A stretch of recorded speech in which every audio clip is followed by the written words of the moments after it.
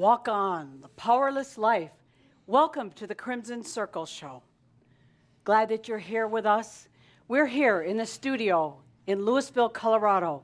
We have a beautiful audience here. Could we have a shot of the audience? Aren't they something? Okay. And here we have Jeffrey Hoppe, ready to present Adamus for us. So, this is a wonderful time and a moment because no matter when or where you're listening to this or watching this, you're watching this from the crimsoncircle.com, listening to it from crimsoncircle.com, or you're listening to it on Blog Talk Radio. But no matter what, we want to welcome you all for being here and joining us. Again, this is the first in the series of Walk On. I think we're all ready. So, welcome. With that, I'd like each of us in this now moment to take the good, deep breath. Time and time again, Adamus invites us to take the good, deep breath. This is the breath of life. This breath that tells our body, we choose life. So breathe with all that you are. Breathing body, mind, and soul into this now moment. It's in this now moment that all potentials are truly created. So please take the good deep breath. Breathe and allow yourself to open to this experience in this now moment. Breathe. And as you breathe, there's going to be some music playing. And just as you breathe with this music, just allow yourself to feel what it can mean to enjoy life, to celebrate. So with that, take the good deep breath. Breathe consciously and listen to the music. Breathe.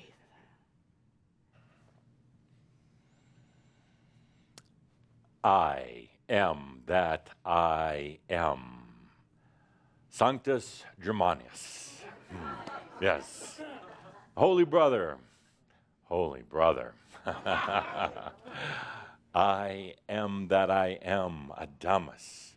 Saint Germain. Please, please. I'll take the coffee. You keep the dog. Thank you. Thank you so much.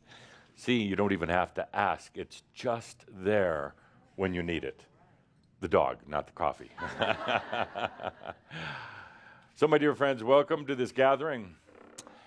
Welcome to the beginning of our new Shoud series. I always love this. When we start a new Shoud, so many exciting things coming to us this next year. This is the Walk On Shoud, the powerless life. I call it that because it's time to just walk on from those things that are no longer serving you. Time to just walk on from, well, your old history. Time to walk on from that biology. Time to walk on from that mind. Walk on into what you have dreamt of, into what you know is there, but you couldn't possibly figure it out from your current mind in your current body. Time to just walk on. And that's exactly what we're going to do. It's interesting to come to this point because I've been with you now 6 years, going on our 7th. And I know there are times when many of you say, but when are we really going to get to it? When are we going to start doing magic tricks and manifesting gold out of thin air and all of these other things? Yes, yes. But I know that these things are incidental to you. They're really not that important. I know what's really important. What's really, really important is just that connection back to yourself. That's it. With that, everything else is incidental. Yes, you can actually manifest things out of thin air when you want, but you don't have this overwhelming desire to do it. You don't. You're not trying to escape from the human self prison, because you're already free. You're already out. I love working with Shambra. I love to call myself the professor of freedom. I'm sorry to put you to sleep there, big yawn. She's like, let's get on with the gold, forget all the other stuff. Less lecture, more gold. Yes, I can already see the t-shirts. So I like to call myself the professor of freedom, because ultimately that's what enlightenment is.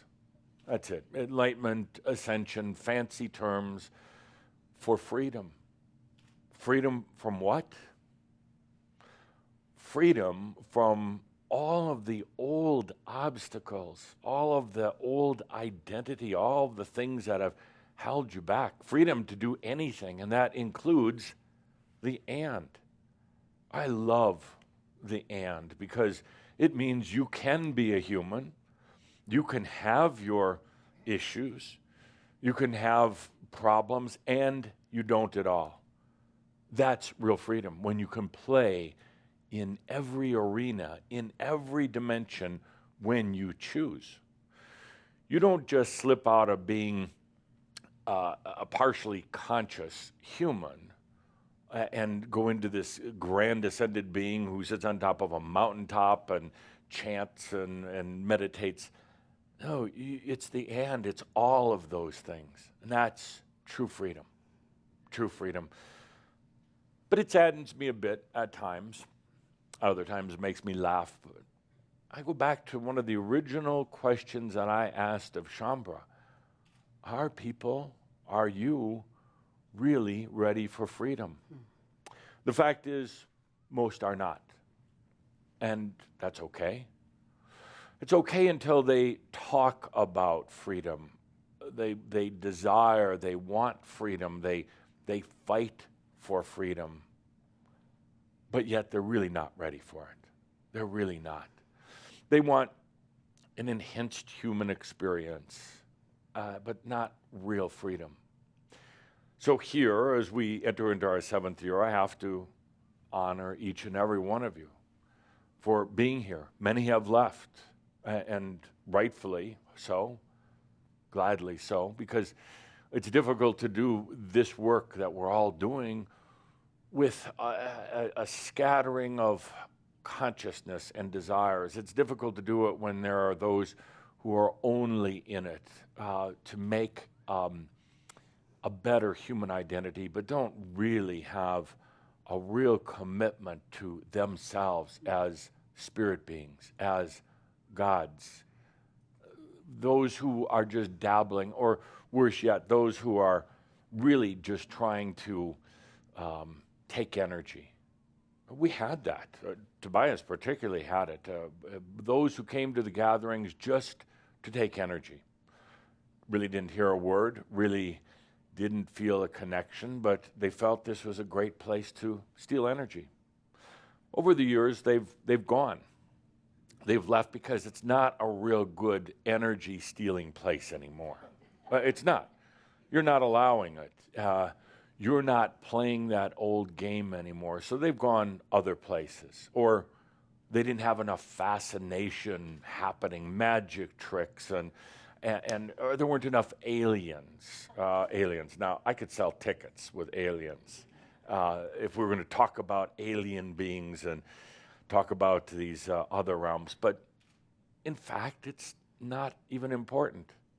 They're not in human form. They have not gone through the experiences. They're nowhere near as conscious or as enlightened as you are. Not at all. Just because they have green scaly skin and live on a different planet somewhere doesn't mean they're wise like you are, or they're loving like you are. And just because they come from a distant galaxy or dimension doesn't mean that they have any more knowledge, knowingness, intuition than you do.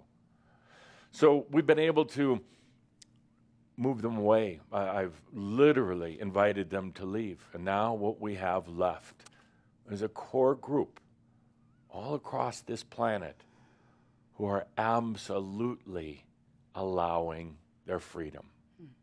Now we can go places. Now you've seen in these past years that we've been together, you've seen what the program is. I'm not going to give you these huge, dreamy promises. I can't. I can tell you a bit about what you're experiencing right now and where you could potentially go.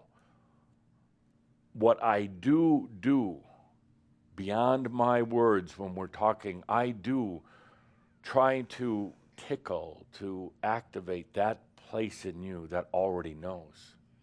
But I can't give that to you. I can only perhaps inspire it or try to help you to recognize it.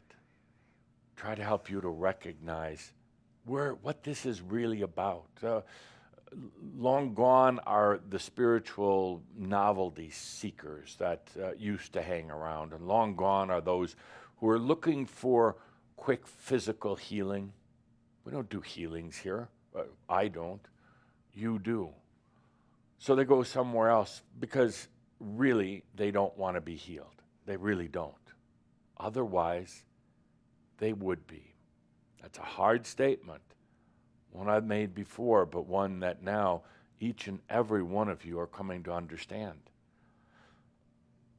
They really don't want the real freedom that healing could give. They want some attention, they want some temporary relief, but you know, you've seen them.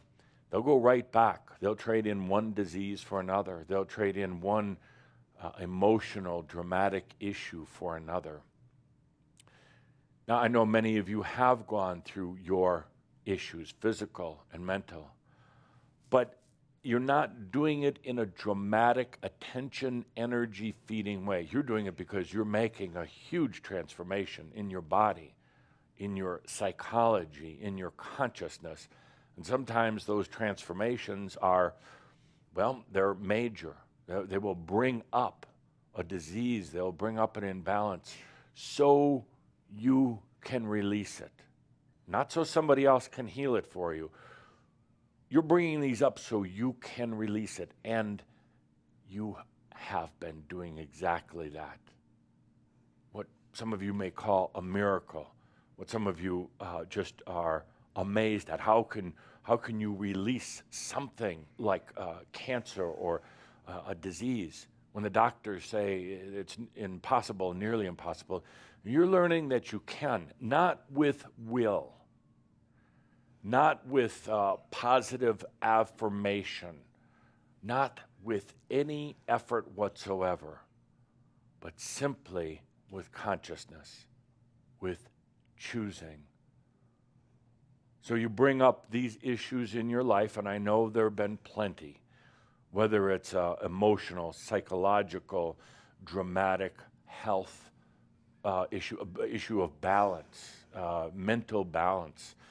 You bring these up so you can release them, so you can actually see the wisdom and the joy in it, and you can release it effortlessly.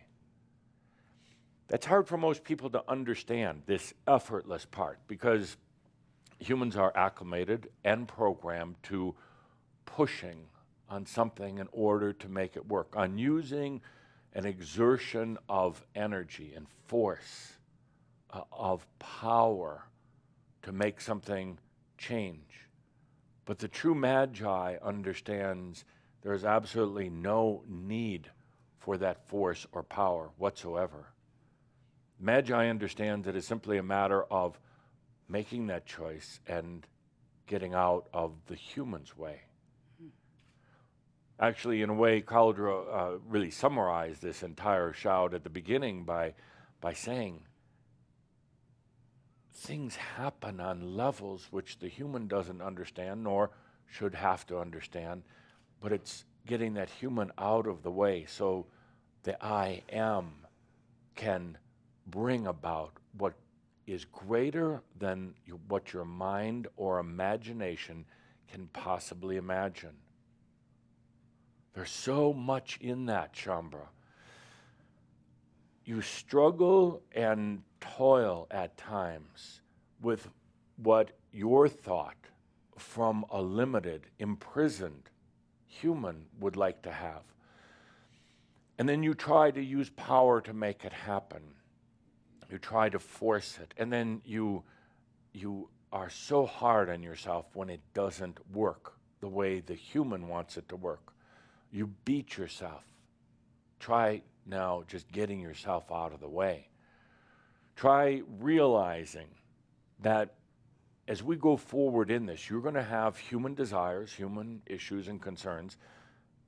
You will also have the and. You will also have the, what you could say, the divine perspective, a very free and open perspective. Please understand that whatever it is that is being chosen, not just from the human survival mode, but from the grace of the I am mode, will simply come without effort. That will be challenging because you're going to feel like you, the human, is not doing anything. And the human has to effort, has to push, has to use power. What you're going to be learning here in these next 11 shouds of ours is that there is no need for any pushing. It's going to feel awkward. It's going to feel like you're walking outside onto a crowded public street without clothes on, totally naked, really. Because it's going to feel awkward, and you're going to feel, what have you forgotten?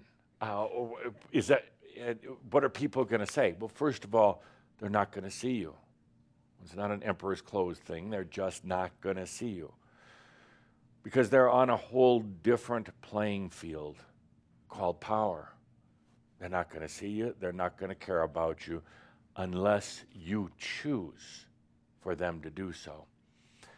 You're going to feel naked because you don't have on the suit of armor of power that everybody wears out there. And you're going to feel vulnerable for a moment. And then you're going to realize there's no need for that armor anymore. There's no need for that power anymore in your life. And then you're going to realize that things just come to you in ways that the human mind could not have dreamt or imagined. That will be another challenge. You're so used to thinking about what you want, but the thinking, A, is generally not coming from your real thoughts. They're not really yours. They belong to your ancestors. They belong to mass consciousness. They're not really yours. You're so used to thinking in terms of the basics, a salary, a car that works, a house that you can sleep in, and those type of things. And those don't really matter. They really don't. I know to the human, they might, but I have to have those first. No, actually, you're going to realize they just don't matter. And you're going to hit a point in this year where you're going to get mad first at yourself and then at me. And you're going to say, why have I wasted so much time, so many lifetimes, on the pursuit of such humanly things at the absolute forgetting or not seeing of what was really important? Why was I wasting so much time on things that were going to be there anyway if I had just allowed myself to go to the next level of consciousness? Why was I so short-sighted in just focusing on paying the bills, feeding myself, having a job, those things, when those are just going to be there naturally when I'm free? Those things, it's humorous in one respect and sad in another respect. It's humorous to see all this effort going into such mundane things, really mundane things, surviving, pretty mundane. It's boring, and that's why you're here. You recognized it was boring. It's sad to see how much of a person's lifetime and potential is wasted in a way when really those things are taken care of. I have to underline that and stress that. Those things that you worry about, the basics, Tobias talked about them years ago: abundance, health, relationships, and to a degree self-worth. But those basics are automatically taken care of in the powerless life. Those things are automatically filling in ways you couldn't imagine. Oh, I know, I see the linear mind paths you walk down at times. You plan out a life. What do I have to do about a job? What do I have to do about the day-to-day taking care of the human physical? What do I have to do about my body and about what I eat and about chemicals and all the rest of that? And then it stops there. It limits right there. And everything then is designed around these basic human survival things. You're going to realize, and I don't mean this to be smart ass, you're going to realize that this huge barrier called death is really not that important. It's really, really not bad or dreaded. And the fact is that, all of you have death sitting out here like a time clock, ticking away. When's it going to happen? And you have desires to live to be 150 years old, but you probably kind of know. You say, I'm probably not going to get much past 80 or 90. Some of you worried because of your family background that a health issue may take you now or next year. And so there's this huge thing about death, and it's really actually not that bad. I can hear the mind screaming away right now. What do you mean it's not so bad? Well, stay with me for a moment. Take away the pain that you could have with a disease or a car accident or something like that. And let's say that it's just going peacefully in the middle of the night, and suddenly, without a lot of trauma or a lot of rigmarole, you realize, oh, I'm dead. You look down, like the camera looking down at you, you look down, oh, geez, there's my body laying there in the bed. And, I'm free. I'm free. It's actually, there's not a lot of laughter going on here. But that's a big barrier. This whole death fear, the death, it puts you in a type of trap. Death is not that bad. Actually, it's kind of fun. I don't recommend going out and trying it tonight.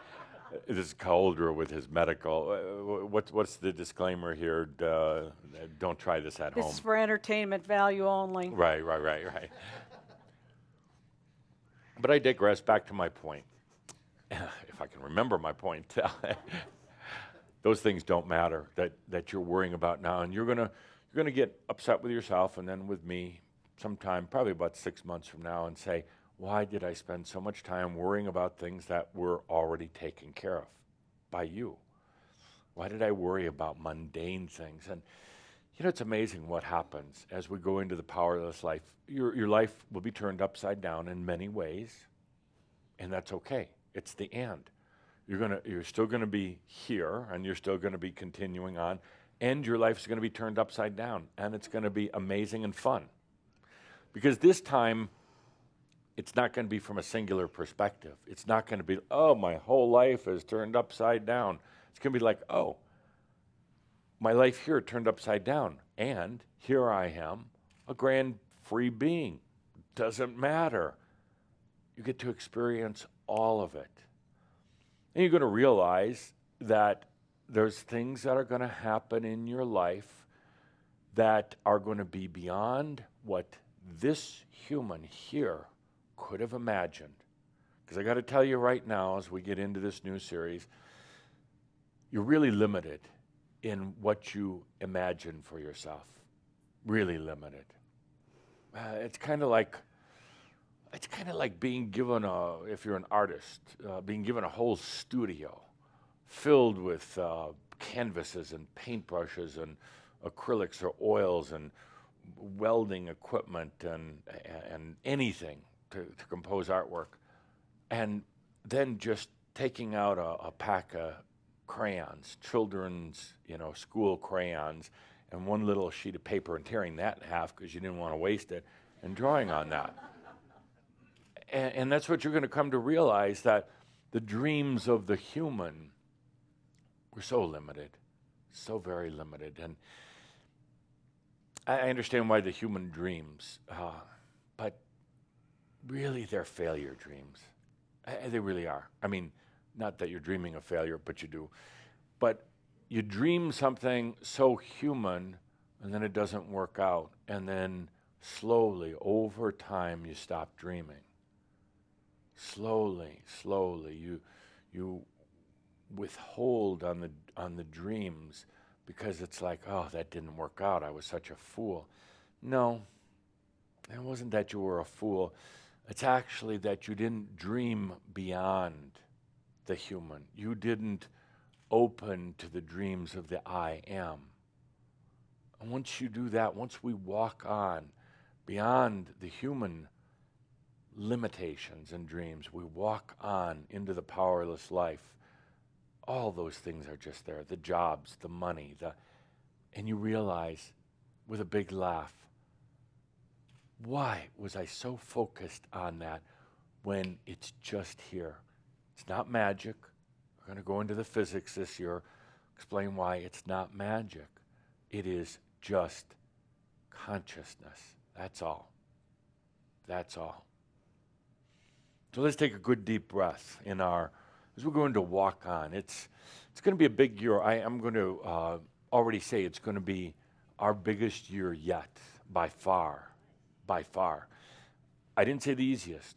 I said the biggest. Our biggest year yet, because as we're going to experience today, I'm going to do several things with you, but particularly we're going to do kind of a dream walk. I'm going to do less lecturing, and we're going to do more experiences, your personal experiences, at least today, maybe not the rest of the year. What does the biggest mean? Yeah, I'm getting there. So today we're going to do a couple of things. First, we're going to do just a walk, not even a dream walk, that walk into the powerless life. We've started this already with Kihak. And the Kihakers can tell you it's changes things. We're going to go to another level with it today, into the powerless life. So it's one of those things too. I'm gonna really ask you to be certain with yourself that you know and that you're making a choice to do this. Because if you say I'm going to test the waters of powerlessness, it doesn't work. You can't test it a little bit because you're going to be pulled right back into power. Power right now is a bigger magnet than powerless. Eventually not, but today it's a bigger magnet. So if you say, well, I'm going to go a little powerless, and you try taking that baby step, you're going to get pulled back by the power of the magnet very hard, very, very hard, and you're going to be disappointed in yourself. You're going to say, well, that didn't work so well. And you're going to get upset with yourself first for being a spiritual schmuck, and then you're going to get upset with me. Well, Adamus tells us all this stuff, and it doesn't work. Well, I'm telling you right now, you have the opportunity to go into the powerless life where you don't need the fight.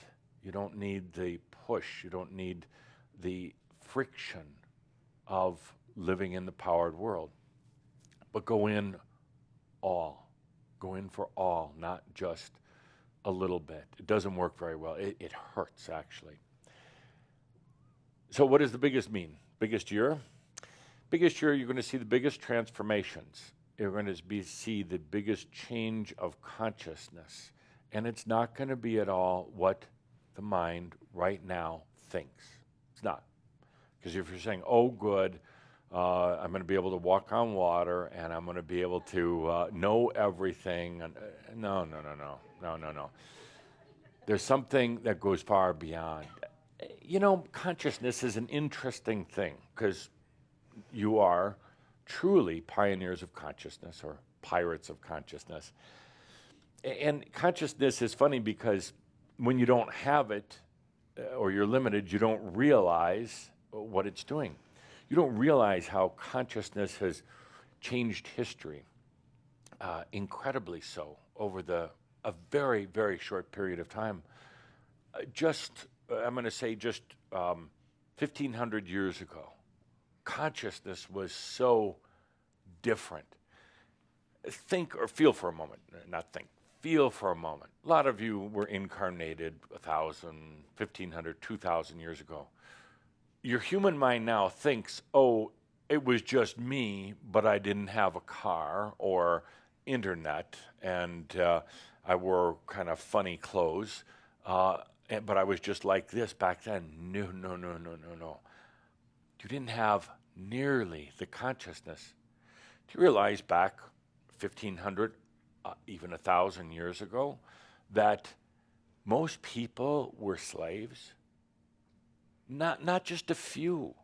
Most people were owned by royals. Owned. And what's even stranger is they didn't question it. They didn't need a lot of guards and armies and police to keep the slaves as slaves, because you didn't question it. It was your lot in life. Now, there was kind of, you could say, an overlay that kept you in line. And one of my favorite things to not talk about is the Roman Catholic Church. It was a great, for those of you with that background, take any church, put it in place, and it's the same macchio. The church kept you in place. The very unconscious beliefs in some God that really doesn't exist, thank God for that. But you were told that you had to be a servant, you had to serve God, you had to serve your masters, you had to lead a hard and suffering life because this is what God required. And you believed it. You didn't really question it back then. It went on and on. Without patting myself on the back, because I'm going to let Linda do it here, Ooh. a pat on the back. I, along with a few other esteemed, now ascended Grand Masters, were the first to talk openly about freedom. Openly. Do you realize that back 500 years ago, if you'd talked openly about freedom, openly about freedom, you would have been arrested, you would have had the trial about 10 minutes later, and you would have been hanged or burned or guillotined immediately. Now we can talk about it like this, but consciousness was so different. Consciousness was unconscious, and I could go on and on and on with examples. Do you realize that in this world, the first true democracy did not really exist until about 100 years ago? And you say, oh, no, but the Greeks. No, my friends. The Greeks and not so much the Romans, but the Greeks. No, they thought about democracy. They contemplated it. And they had certain democratic activities with the elite. But it wasn't open to everybody. I don't really consider that a democracy when it's not open. Just because you have 10 rich guys sitting around and voting about how the rest of the empire will be run is not a democracy. And you say, okay, but America, the first practicing democracy goes back to 1776. Nah, it wasn't really democracy here until actually, in my opinion, about 40 or 50 years ago. And it's still not real freedom. There are still those who do not have the same entitlements as the others. It's much better than what we were 300, 500 years ago, but my friends, there's still not freedom. Don't kid yourselves. Don't kid yourselves at all. So back to my point, whatever the point was. Consciousness. in the next year, you have the opportunity to become much more conscious, aware, knowing. And it will surprise you and amaze you at times during the year. Write it down if you would please for yourself or share it. How much you were unconscious before, how much you thought you were on a spiritual journey, but you were really unconscious. Spiritual journey, to me, is a human's heartfelt, good intended, but failing attempt to be free. Spiritual journeys are filled with machio, they are, and leaders, and gurus, and everything outside of yourself. Spiritual journeys are a distraction at best. Spiritual journeys are often a huge pitfall that leads one back again and again and again for new incarnations. And what do? They get right back on the spiritual road. Now, I know some of you are out there, maybe one or two even in here, are like, oh, here goes Adamus, picking on everything. Absolutely. Why not? I almost feel like I've got a rifle and I'm sitting here in a barrel of water with fish in it. And it's easy. It's easy to pick on all of it. It's easy to really take a look with a sense of humor at everything in your life, a big sense of humor, and realize it was birthed from a place of limited consciousness. And, you know, we're not going to keep trying to repair the limited consciousness. We're not going to keep trying to fix it and make it feel better and tell it how, how it's had such a hard life. No, we're not. We're not here to fix what was. We're here to open up to something that is totally, totally free and new. Free as in freedom. New as in you hadn't brought it into your life before. Always there, but you hadn't brought it in. So please understand, in the Powerless life, we're not going back and fixing bodies, brains. We're not going back and trying to repair old things. Why? You know why? Why we're not? First of all, because it's an and that's still there, and it can still exist. You're going to look back one of these days in this year. You're going to realize how singular and linear life was until now. I was like, why did I think I had to just keep going along that linear human path, trying to Band-Aid myself, trying to fix myself, heal myself? Why? Why heal? I mean, emotionally, physically, spiritually, why heal when you can just be and? You could still have that. You still have the broken, pathetic, limited human self, stubborn humans. Why not? When you can also have the and in the powerless life, it's going to be about going into the and, not about fixing schmuck. We'll let that continue. That is the miracle, the blessing, the beauty. It's like, let's do it all. Let's do it all. Let's be aware of the I am and all of the different personas that it can bring. It's a lot less work than trying to fix the human self, Brother John. Let Brother John keep doing Brother John kind of stuff, but let's explore what else is there. I say explore. We're not going to have to manufacture a thing. We're not going to be building anything. We're not going to be trying to create new identities. They're already there. And you're going to wake up in your consciousness someday and say,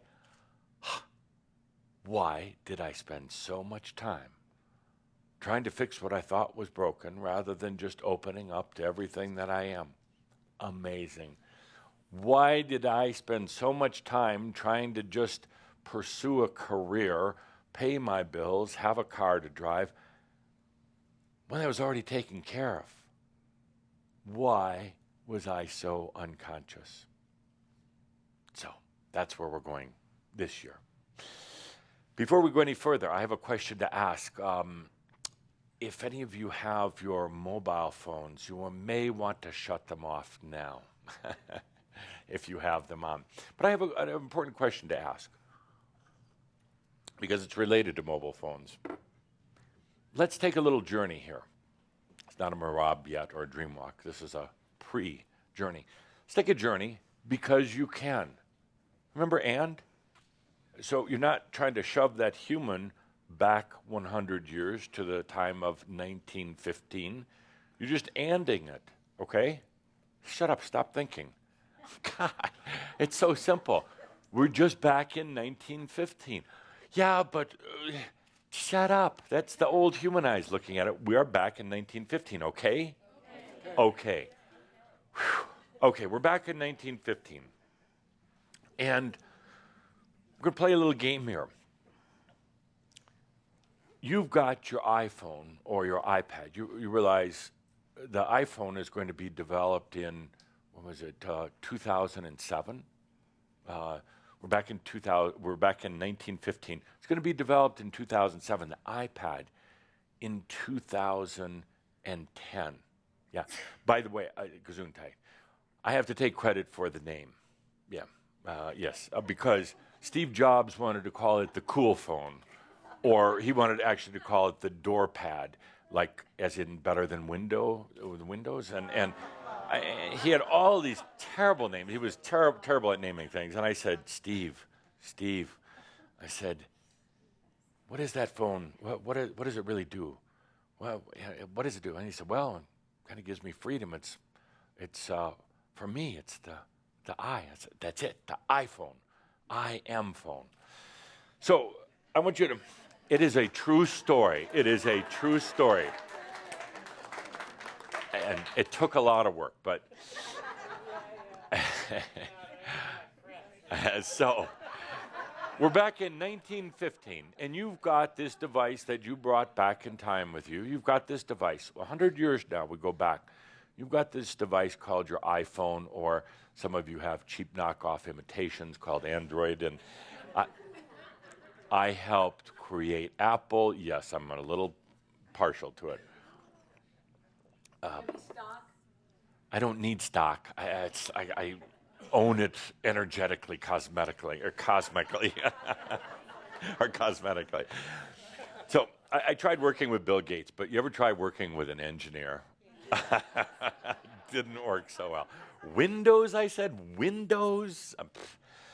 But anyway, we're back in 1915. Now imagine this. Bring your consciousness there like that. Just don't think about it. You're just there. You've got this iPhone that you brought back with you.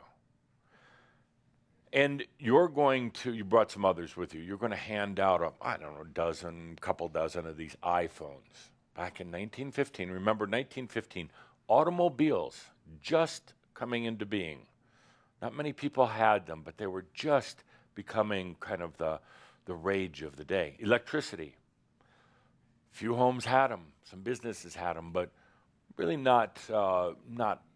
certainly not in all cities and all houses. Telephones. Some people had them, a lot didn't. And party lines. Talk about changing consciousness. Could you imagine party lines? Some of you old enough to have ever talked on one? Yes. Or poor enough to have ever talked on one. Now, you've got this iPhone, and you're going to go out and give some away.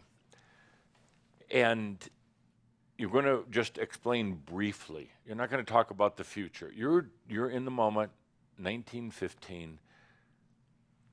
You're going to explain briefly what this phone does, but you're going to become kind of confused for the words because they don't understand a lot. So you have to put it in 1915 terms. And I have two questions for you, and Linda's going to take the microphone around. First question is, how are you going to explain it, what it can do, and what will people do with it? What will people do with it? Here in their hands, they have a piece of magic.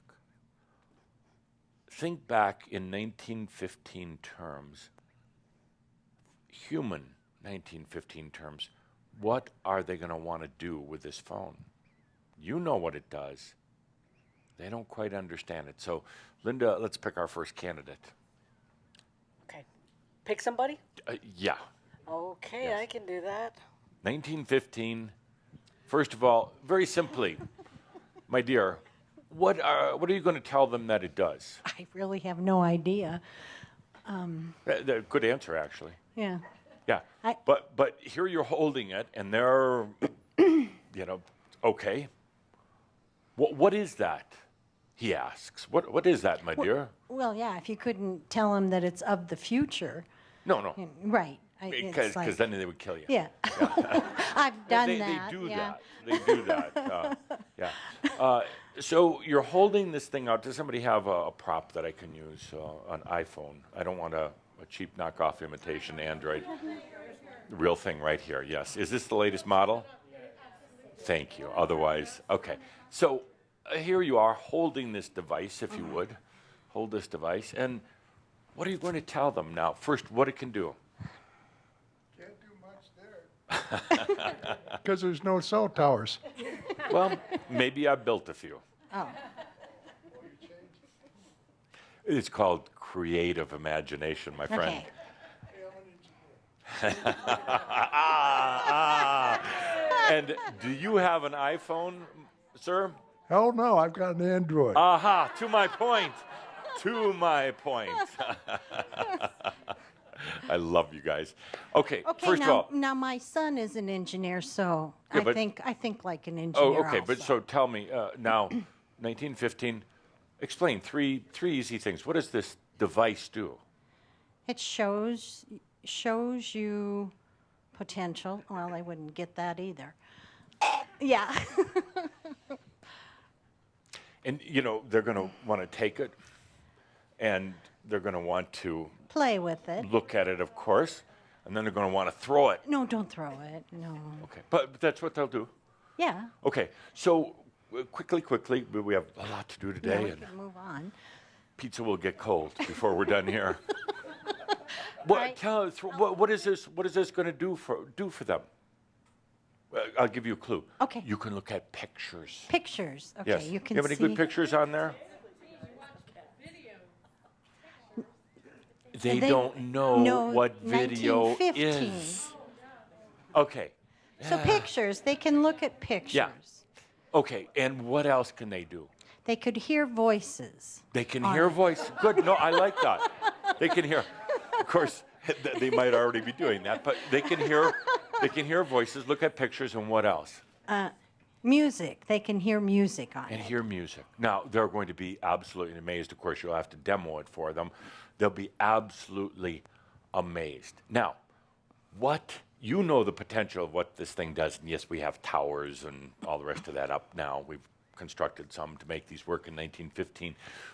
What are they going to do with this most amazing device? They would have no idea of what to do with it. Yeah, but let's say you showed them a few things on there. What would they try to do? Kill me. Well, yes. They're going to, but play along with this. What would they do next? Well, steal it. Exactly. Okay, and how much good would that do them if they stole it? Nothing. Because they Because they don't know wouldn't how to do it. understand it. Good point. Yeah. Excellent. Okay, good. Let's move on. Yeah, that was good. Next, same question. What are you going to tell them that it does, and what are they going to do with it then? You're the iPhone expert. I would tell them that they could connect with people from all around the world, that they can learn new things, that they can.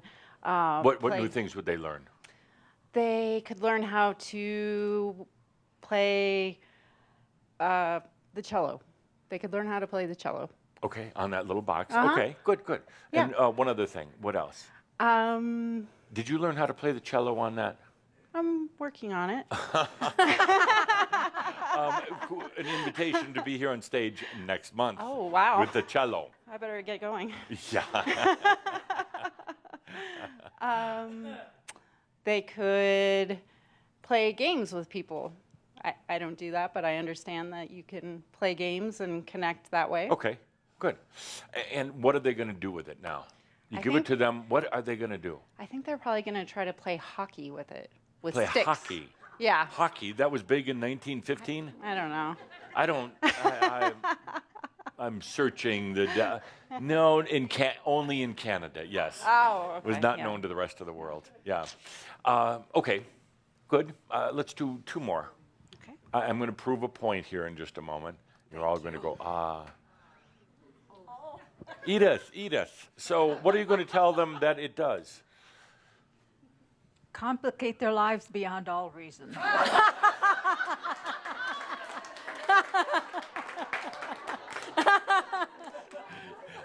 There is truth in that, my dear. And what are they going to do with it once you give it to them? Press the screen. No, not physically, but I mean, they're going to, because you're going to give them a quick demo and say, do this, do that. How are they going to utilize it in their life?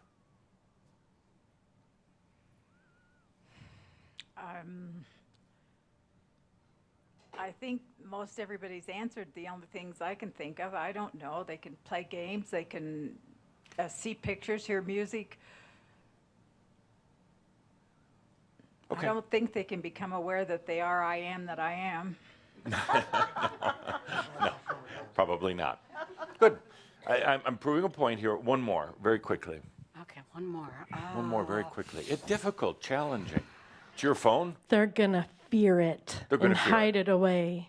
Okay. What And they'll look at it late at night under the covers when no one can see them. is that? What you do? No.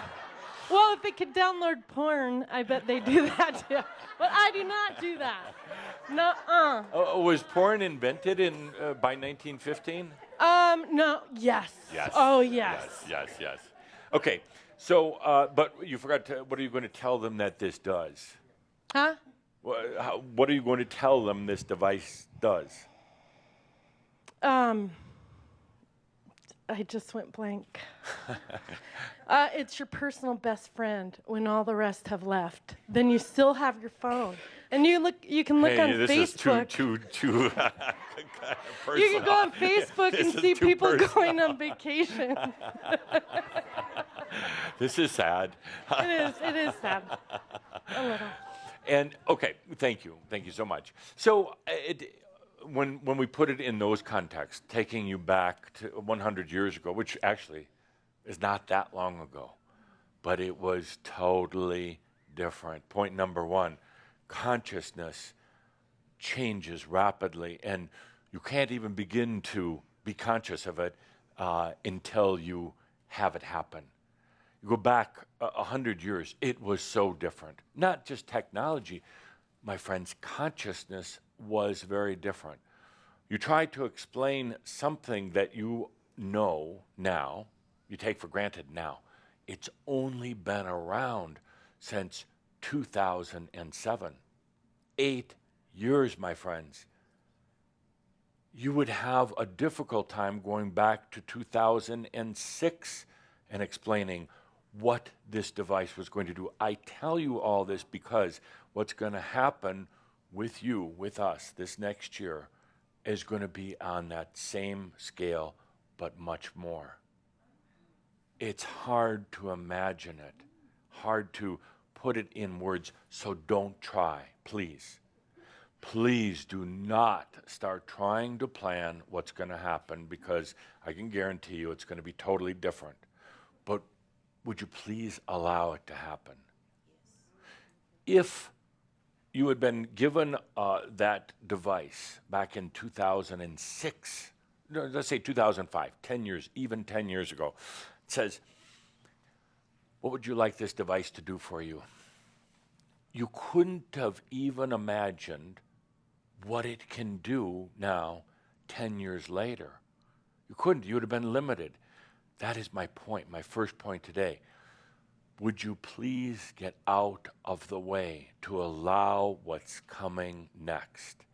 The human doesn't have to plan it and can't. You couldn't have imagined 10 years ago what that could do for you, much less 100 years ago. Second point in this, what are they going to do with it? You do a little time traveling, you go back and you give them this device, you give them a little bit of training. What are they going to do?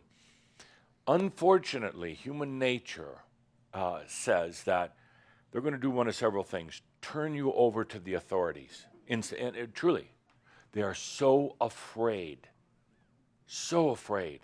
they don't know what to do, so they're going to rat you out. Or they're going to find a way to use this device, which you just carry around in your pocket now, you take for granted, it's your best friend. They're going to find a way to take this device and destroy themselves, their personal lives. It's too much for them to handle. They're going to be overwhelmed by it. They'll either find a way in their personal lives to try to build up that human identity from 1915 that cannot cope with the technology and the freedom that's available in that little phone. They'll destroy their lives. That happens so often with humans. They're self-destructive. They can't handle it. They say they want something bigger and better. They can't handle it. Every one of you knows from your own personal experience about that. Or they're going to use it to blow up the world. Somebody's going to say, with this device, we can create new weapons. We can spy on the bad guys. We can accumulate wealth and power and power and power and power. They're going to use it. I guarantee, if that came out in 1915, if you went back, they're going to use it to acquire power of some sorts. Manipulate their friends, co-workers, government officials, the world, it doesn't matter. They're going to use it for power. So point number 2 in this, as we get into this year, there is no power. And as new things come to you, they're not going to be used for power at all. Do not use them for power. You will be tempted. You will be seduced. You will give me and other Shambhar excuses. There are other Shambhar who will say, don't do that.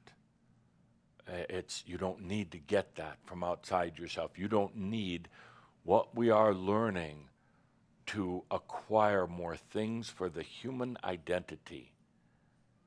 And you're going to argue with them. And you're going to tell them how Adamus is wrong and how they're wrong and how Adamus is controlling everybody. My friends, I'm telling you right now, just as if someone back in 1915 was given an iPhone, they would use it for power and ultimately for destruction. We're not going into power. We don't need it. You don't need it. Would you just breathe that in a moment and feel, if that's right for you, the powerless life? You don't need it at all. So, next question. Let me set it up. Next question. Here we are in the year 2015, and you are given a device. You are given a device that attracts energy simply by choice. I'm not going to say what the device looks like, but let's say it looks kind of like this. It's real simple. It attracts energy by choice whenever you need it. And this device also neutralizes emotions, your emotions, not from other people, but yours. Neutralizes emotions. A little scary. Oh, I'm going to try it right now.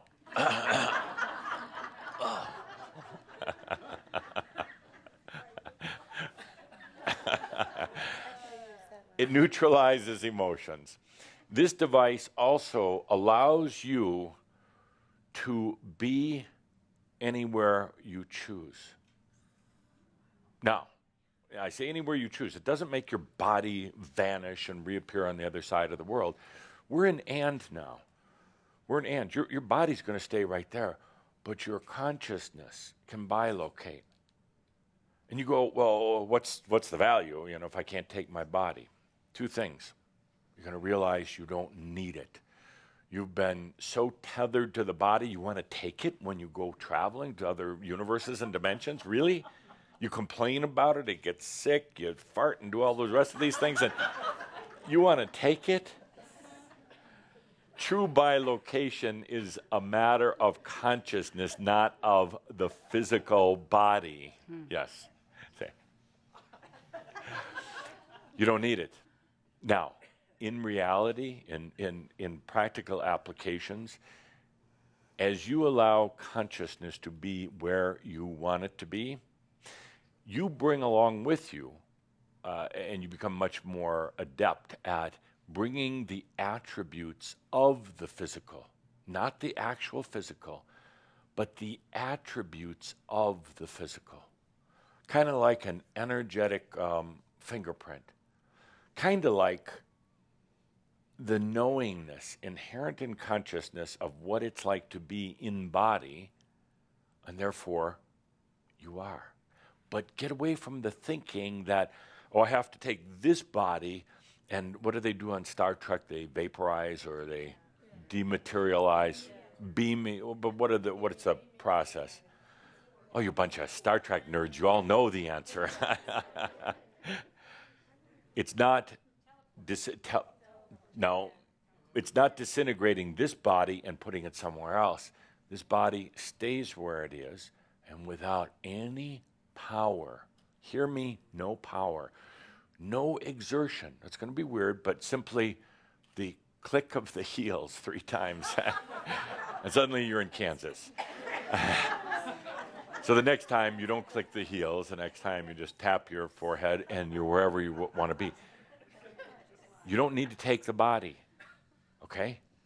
You're in the and now. You suddenly walk out of singularity into all that is. And you have all the knowingness of the body. So it's kind of like the body is there in spirit. I like that. The body is there in spirit, but it doesn't have to be there in the physical. And then actually the cool thing, it's just as good, if not better. You have all the knowingness, you have all the patternings of the body. You know what it's like.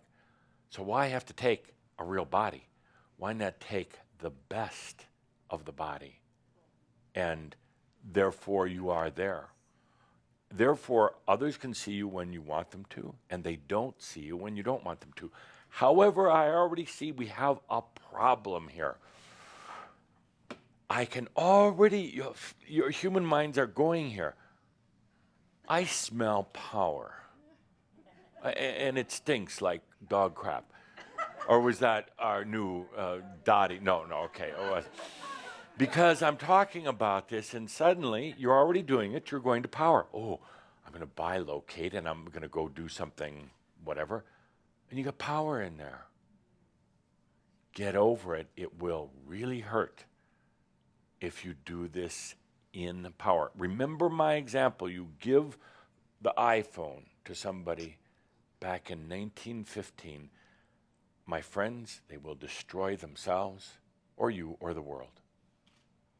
So don't go there. Remember that. Put that in the consciousness when you're thinking that you can go anywhere. So now you've got this device that neutralizes emotions. Why would I say that?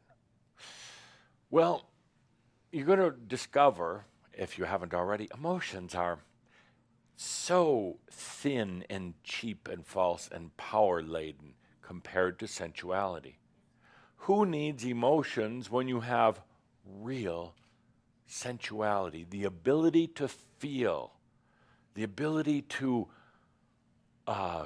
really feel on every different level beyond just the physical senses. But you know what it's like when the difference between getting into emotion with somebody or yourself versus, say, you hear a really good song and it touches you and you have such feeling but not emotion, and this is real, and it's like, it just really touches you centrally in the ears, but your body and everything comes alive for that moment.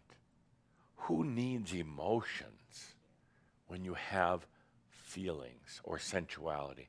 So there's a little device, it neutralizes on demand. Just hit that button. Oh no, I'm a pilot in an airplane. So it allows you to put your consciousness effortlessly wherever you want it to be. Now, the question, Linda on the microphone, me running out of time, but I don't care. Question is, what are you going to do with this? It attracts energy like a magnet, and it's all yours. All you need or want or desire, it attracts energy. It neutralizes emotions, and it allows you to place your consciousness, your awareness, anywhere you want. Linda on the microphone, what are you going to do?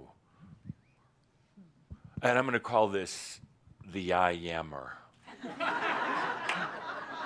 The I ammer. Okay. Would somebody please trademark that name for me right away? I ammer. I-Y-A-M-M-E-R. Why ammer? I ammer. Look, please, stand up if you would. My dear, what the hell? Here, take this. Feel. All right. Feel it. Yes. So I first was going somewhere and playing in the ocean, Sure. and then I thought destroy myself. No, so I was just playing, just Sure. going Destroy. somewhere and Okay. Destroy swimming yourself, and Phil. snorkeling and playing. So you're going from swimming with the dolphins to destroying yourself. You said didn't you say 1915? No, no, we're here. We're here. All right. Yeah, no, we're here. That was one experience. Now we're in this moment. We're in the studio. Yeah, and we're here now. But I've brought a device. Let's call it from the future. Mm-hmm. I've brought it to Shambhala right now. I'm coming from not 100 years, but I'm going to call it 27 years into the future with the I ammer and giving it to some Shambhala. It has a lot of attributes, so much more than a simple iPhone.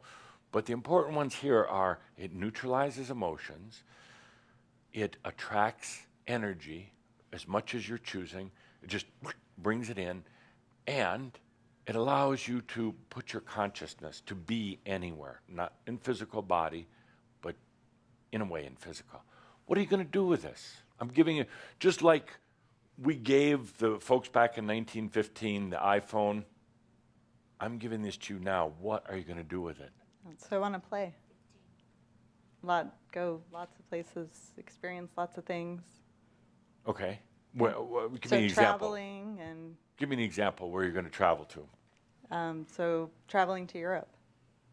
And You can get on an airplane and I do know, that. but But what about other dimensions? sure. I already Okay. do that. So Give me my I ammer back. It's mine. Point taken. I don't know. Point taken. Go to Europe. You got the I ammer, and you're going to go to Europe. Go to another dimension. Go to hell. I mean, see what it's like, and then choose to go back out. Go to heaven. Go explore. The human would go to Europe. Where does your spirit want to go to? Where does your soul want to go to? Oh, okay, next. Over here. The I ammer is destruction proof. Yeah. It cannot be destroyed. Okay. What are you going to do with it, Scott? Would you mind standing up? Sure. I know, because I was thinking travel too. My brother's traveling everywhere, and Where would you travel to? oh, he's going all places. I would go under the sea. I've never done that, so I would explore. Under the sea? Well, under the ocean. You mean like beneath? Yeah, explore. I don't know, shipwrecks, things I would never do normally, unless I try to plan something out. Give me my I-ammer back. Pete, help me, Pete. For Pete's sake. You got the I-ammer. What are you going to do with it? Whoa, whoa, whoa, whoa. Yeah. You got an I-mic and an I-ammer. Yeah. What are you going to do with that? Throw it away. Why? Because I don't need it. That's true. I can do all that stuff. I'm learning to do all that stuff. Right. Now. Right. Okay? But With this my is a part of gift my ascension. from me to you. You can't throw my gift away. Okay, I'll just put it down. You know, Pete, I like you, but I'm taking my damn gift back. Okay. I'm going to give it to somebody. Oh, Sart, help me out, Sart. Okay, Sart's got the I-ammer now. What are you going to do with it? I'm going to enjoy life. Well, okay, cool, but what are you going to do with it? I'm going to make it work magic for the rest of my existence here. Give me one example. What are you going to do later today with it? I'm going to have pizza. Give me that back. David, dream after you get the microphone. Dream. Why me? Yeah. David. Become the conscious creator. Yeah. That okay, I know that I am. How? What are you going to do? Well, as an example. What are you going to create? Yes. By 5 o'clock this afternoon, what are you going to create? There's a game called disc ball. Okay. Yeah, it's actually an aerobic game that facilitates the body coming in balance and energy movement and joy in life. How old is that idea? Well, I've been kicking Get around. off of I've it. been Go to kicking something around else. too long. Go to something else. Yeah. So if it doesn't work, get off of it. Do something else, please. Thank you. Yes. Absolutely. Leave it behind. Now, what are you going to do with my I-ammer? All right. Really experience the joy of myself. Come on. Give me an example. Yeah. It neutralizes emotions. In other words, lets you have true sensual feeling, if you know what I mean. So how about a 24/7? How about a 24/7 orgasm? Okay, finally. Finally, we've broken through the barrier. Yeah. And that's a start, for Christ's sake. good Not start. you, Christ, but no, not Jesus. So that's a start. Now, it neutralizes emotions, it attracts energies, and you can go anywhere simply by I-amming. Anywhere. What are you going to do? Give me something else. You're having this big orgasm. Now what? Right. And explore the dimensions, and actually, in doing that, also share potential of my I-amness with whoever chooses to know. I'd share my ass. They'd kill you first. Yeah, well, we have to find them. I'll just be teleporting. Give me that. Give me my damn I-ammer. Okay, this is the last one. You better. You come right up to the front there. Okay. Yes.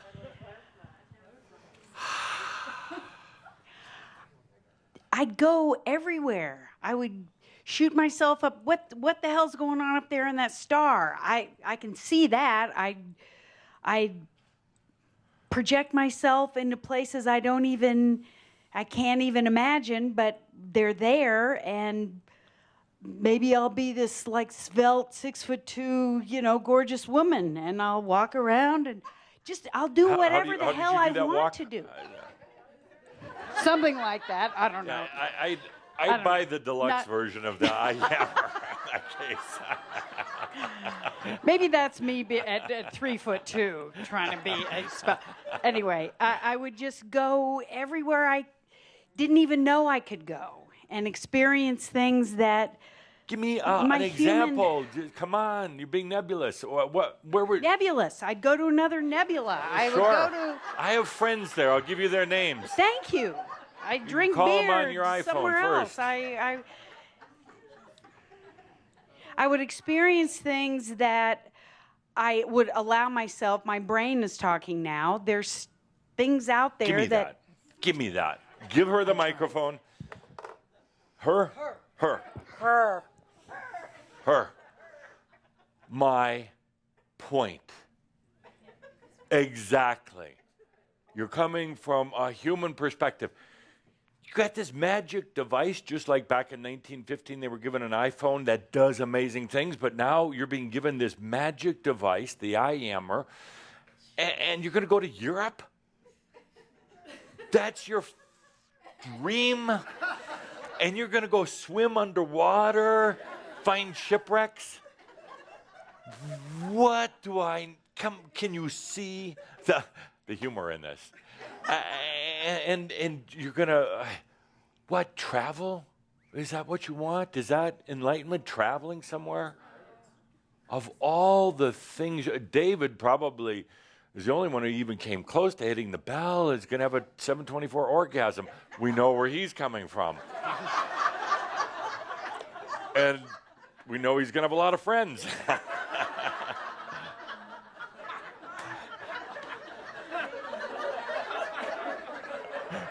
You better get an unlisted phone number.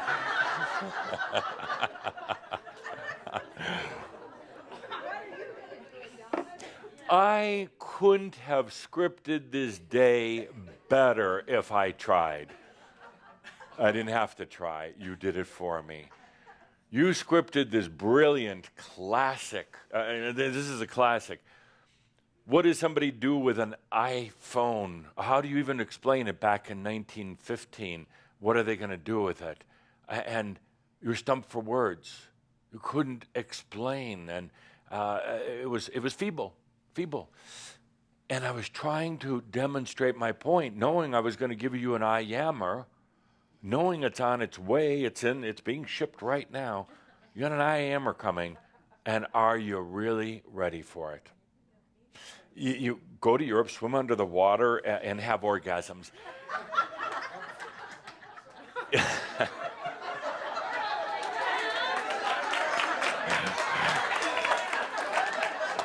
Is this where we've come to? Is this where we part ways?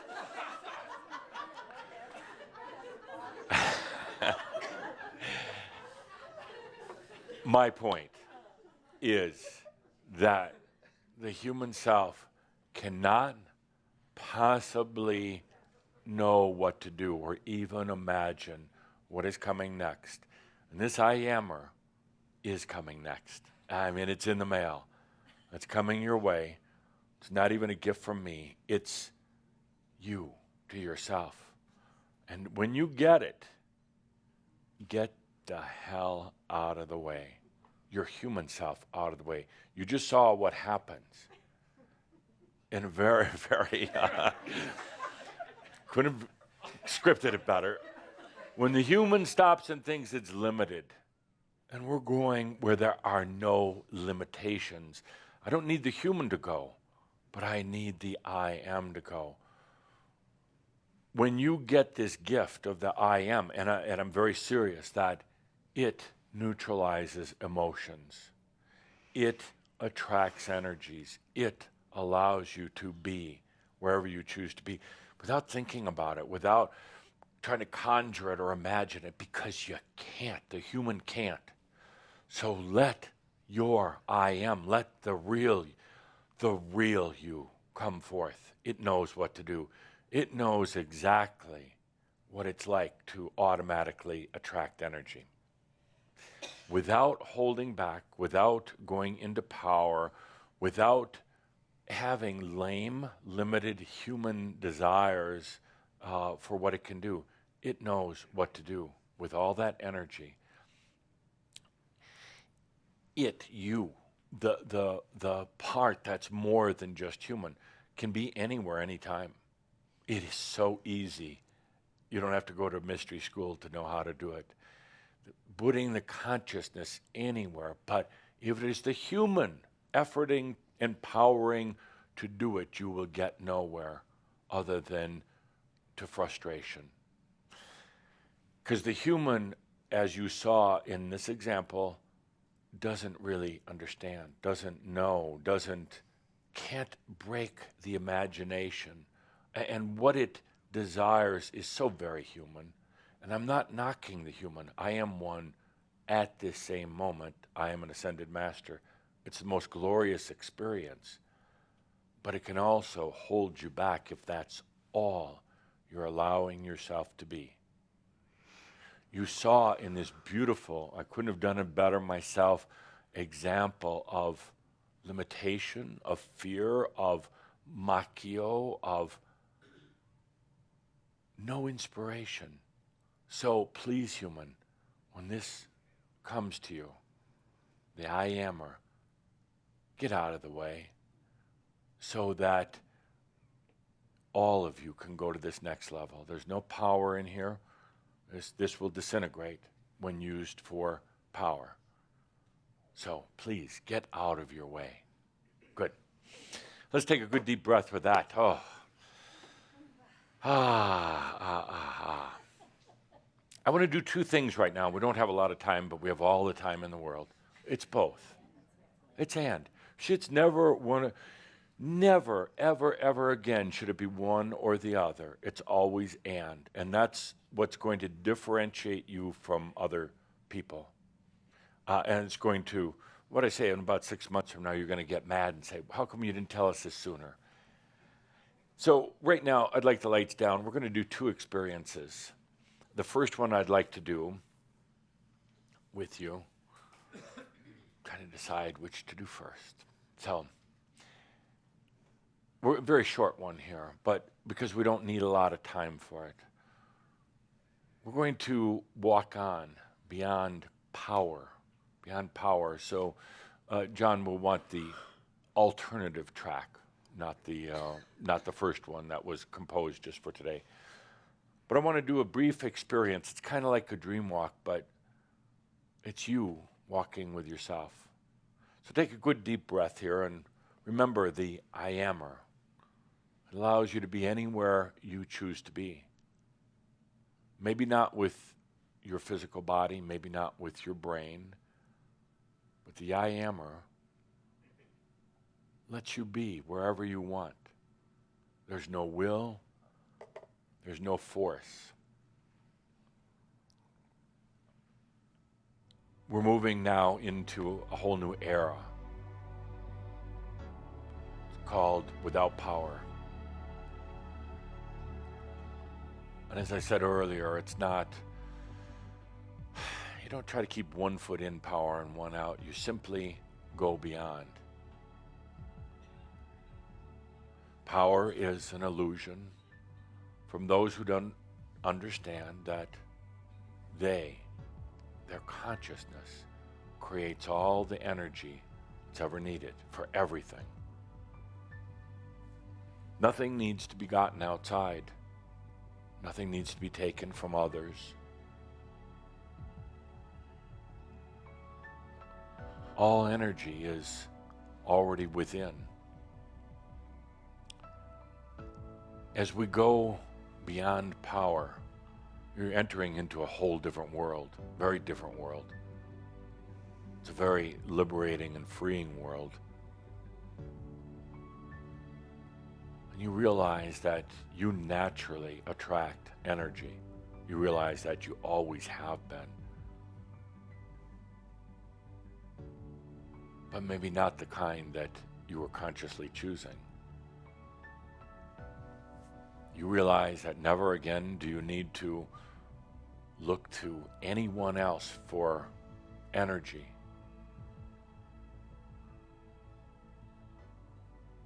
That you naturally attract from your field, from the universal field, from wherever, it doesn't matter, but you naturally attract it.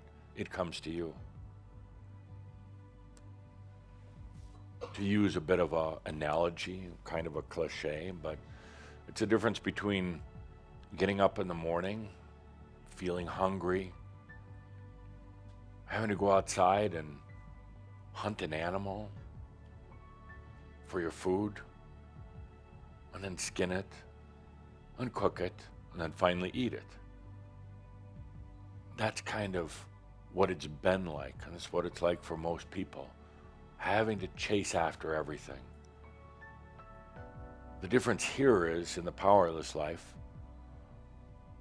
you get up in the morning and you feel that really wonderful sense of being a little hungry. You know, it's very sensual. Oh, feed the body. It feels so good. You go and open the front door, and the meal is already there, sitting there, cooked, ready to go. Whatever it is you want. And the human mind is going to try to jump right away and say, well, how did this get here? And is there anything suspicious about it? Is this some sort of trick? And you're going to say, human, shut up. Eat. You've attracted this. It's come to you. That's the powerless life. Years and years ago, I think it was Adamus, or Tobias, I'm Adamus. Tobias, that said, it comes to you. It comes to you, and it does. Going beyond power, it just comes to you. It's a very, very different reality, and you can't try to control it or manage it. The powerless life means the realization that everything is there and going to be there. You're going to have a part of your humanness that is screaming out, saying, but you don't understand. What if? I've tried this before and it didn't work. My friends, it's kind of a now or never. It's kind of trust or go back. So we enter this era, this dimension, this consciousness of the powerless life. Don't do anything right now, please. If you're wondering, well, what do I have to do? How hard do I have to work at this? Don't. You're already there. Do you understand that? You're already there.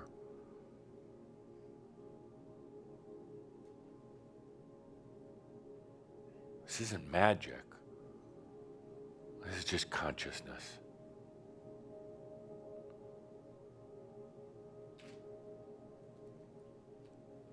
There's no effort in it. There's no trying to figure it out. There's no analysis. There's not even focusing. You're already there.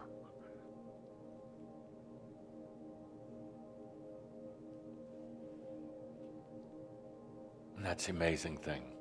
It was done without power.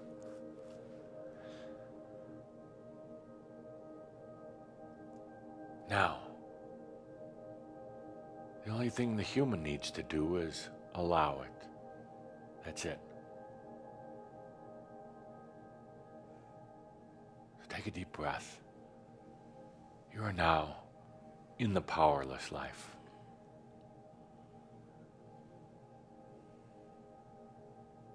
When you find yourself, your human self saying, yeah, but what if? Just shh.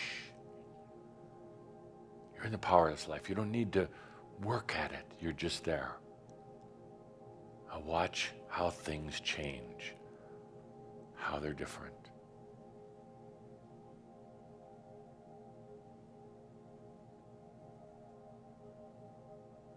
This is not hard work. There's no effort. You're just there. Now, let yourself experience it. I know you have flying through your head right now, but what if, and How should I do it? What? Shh. That's just that human voice. But remember, it's the and.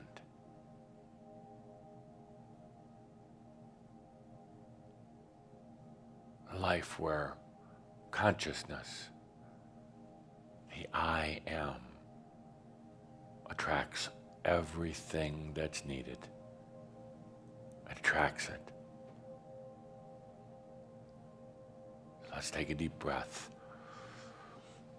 as we segue into the next part of what I wanted to do with you today. Let's take a deep breath.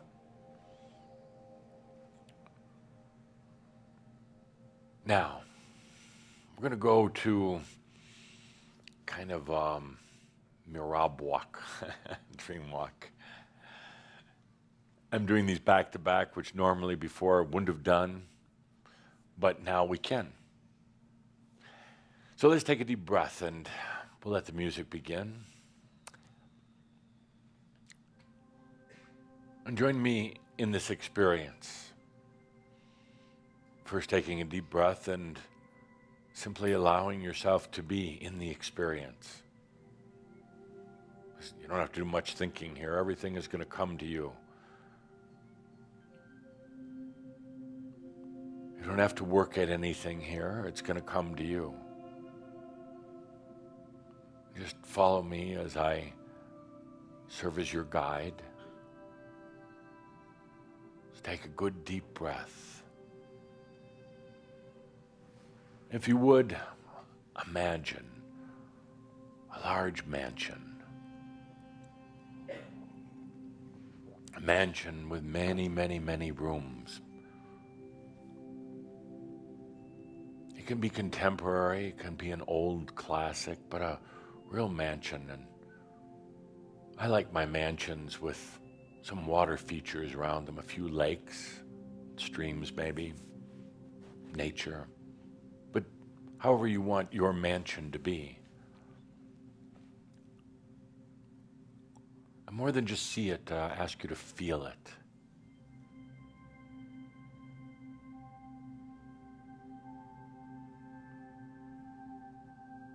And remember, with the I Ammer, you can be wherever you choose without effort. You're simply there.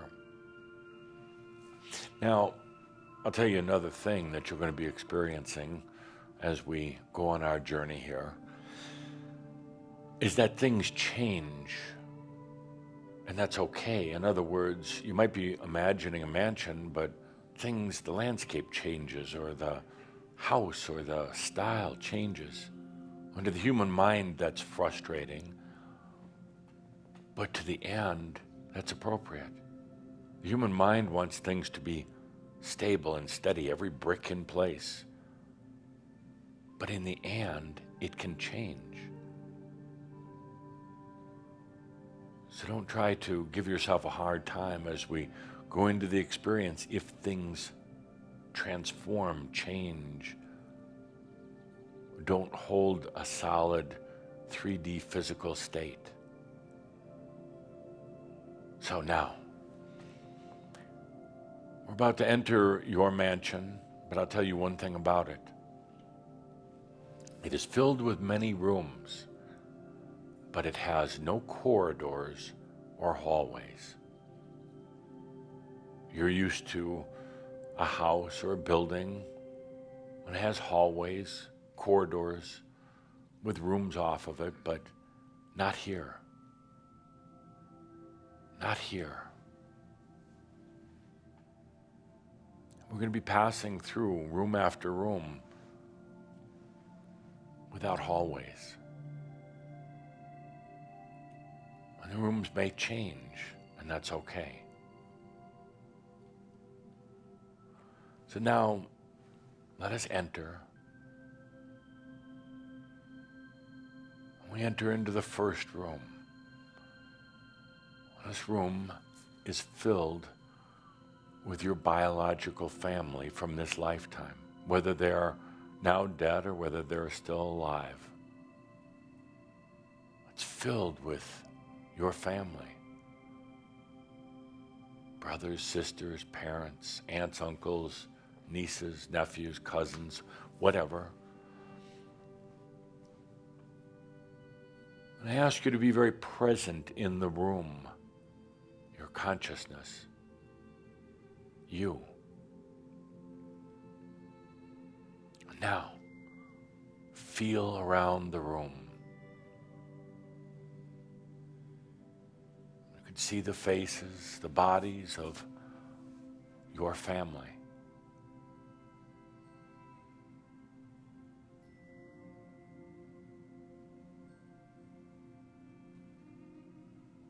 Do they see you? Are they aware of you? Are they interacting with you?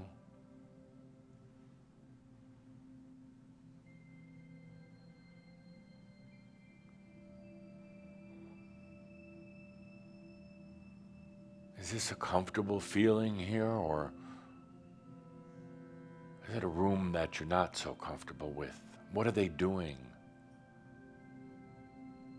By the way, it's okay if things change and move.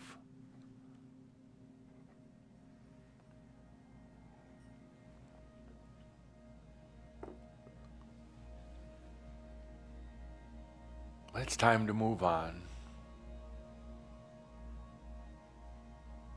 So take a deep breath. And let's walk on now. Let's walk on to the next room. Remember, no halls or corridors. We just walk on into the next room. And in this room are the ones who've been friends in your life.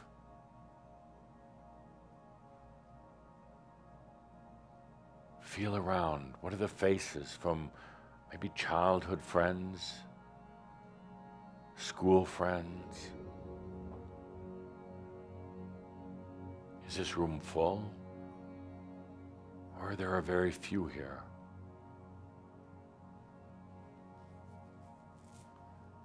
Do they notice you? Are you invisible?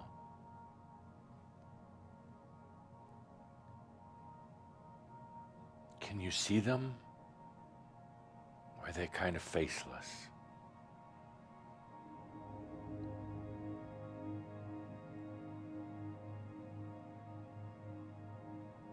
Are there feelings of love, camaraderie, or are there feelings of betrayal?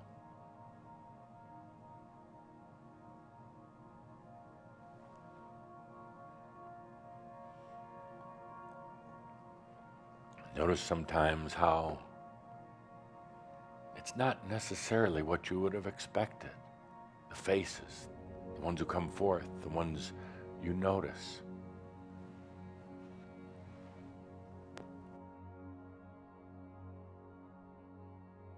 Is this room comfortable? Is this something you'd like to stay in for a long, long time?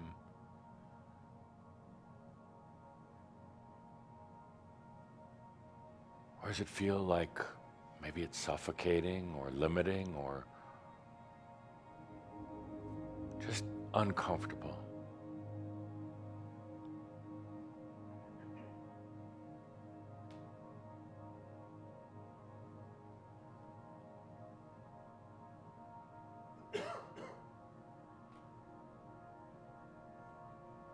Are they aware of you?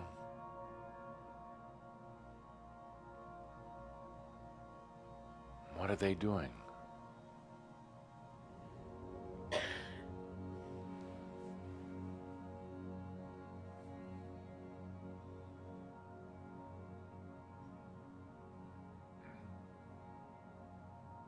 Are your thoughts, is your consciousness actually going somewhere else? Not even in this room.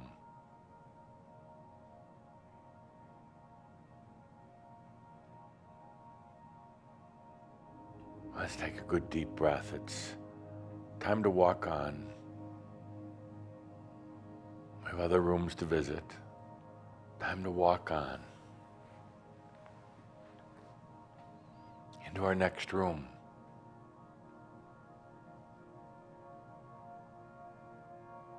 In this room are all the loves and the lovers you've had in this lifetime.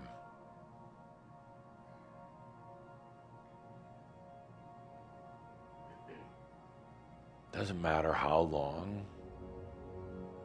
Could have been a day, could have been 10 years, 30, 50 years, doesn't matter, but all the ones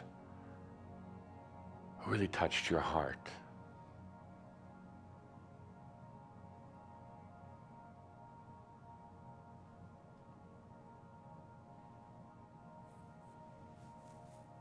All of your loves and lovers.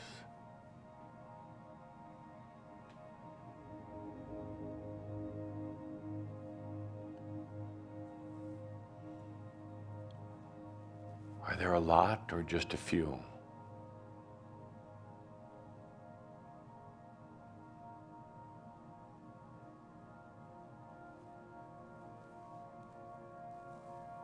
Is this comfortable or uncomfortable?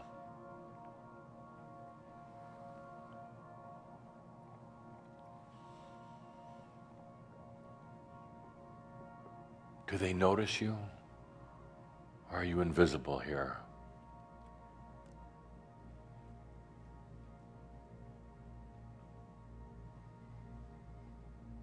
Is this a place of clarity or a place of confusion?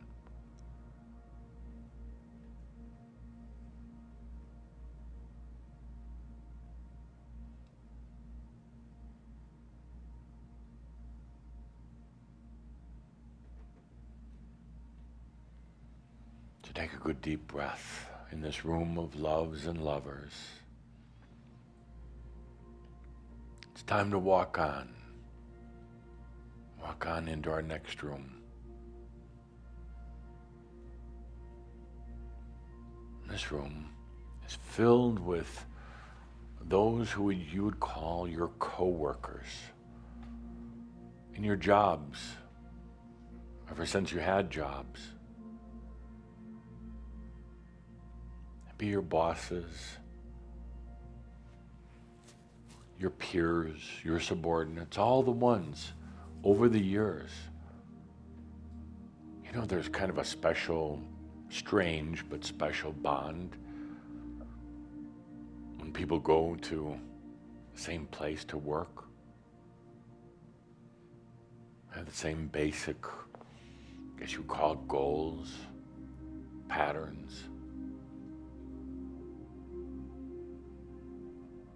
They're kind of thrown into this environment with strangers, all having a mission of the job and the work that they're doing.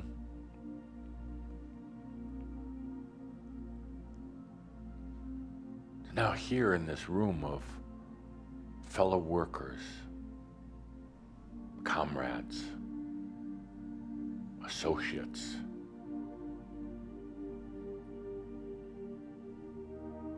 do they see you, or are you invisible?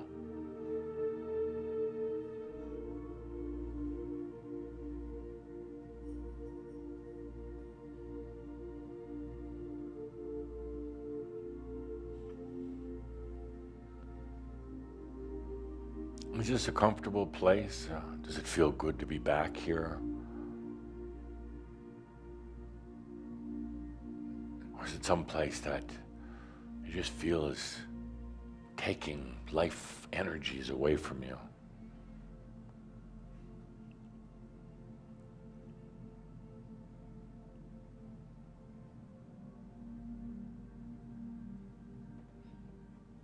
You know, a lot of your life has been spent at work, spent in offices or factories or stores, a lot of your life. But it's funny though, most people really don't pay much attention to it. I guess it's something that they think they have to do, and a lot of times with people they really don't relate to, but a lot happens here at work. Think of the characters you've met. How they think you're a character.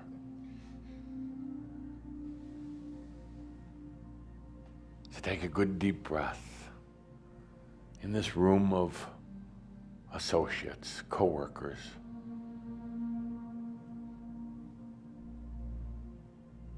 We have some amazing stories here, actually.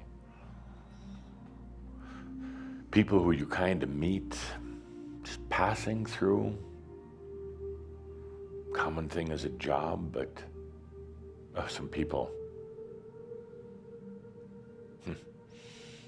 who you want to forget, and people that really made a difference on your life.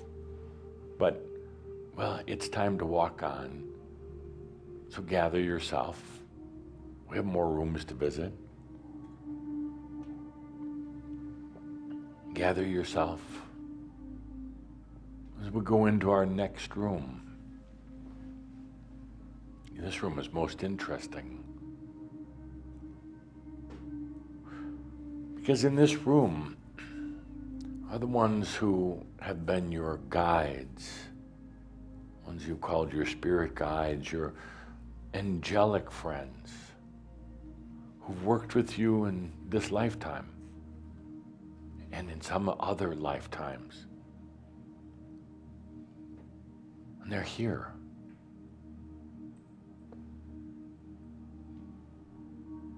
Not in physical body. Maybe you don't even remember or recognize, but they're here. So I ask you to take a moment to really feel. And I give you a little hint here. I know you can feel, you can sense, but you're trying to connect the dots. A lot of times they came to you, particularly when you were young, through a toy. Sometimes through a pet. They weren't the pet, but they came to you through the pet. And oftentimes, as what your parents called the imaginary friend. They're here now in this room.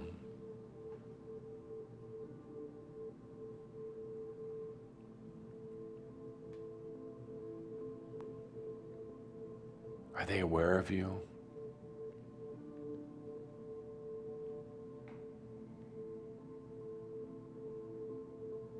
How does this room feel? Is it comfortable? Could you stay here a long time?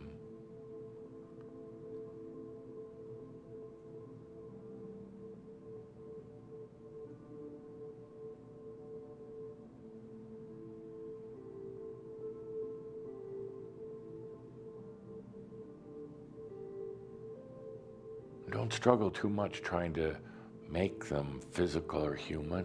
Just let yourself feel their energy.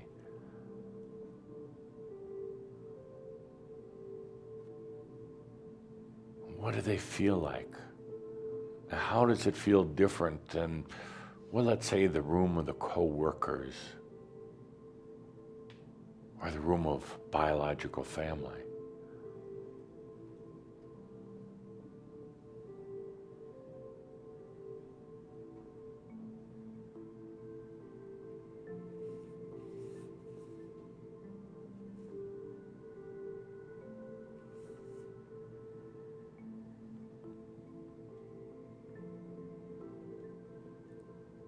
You may sense something so close, closer than friends, closer than lovers, even closer than your biological family. They were so close to you, like no other.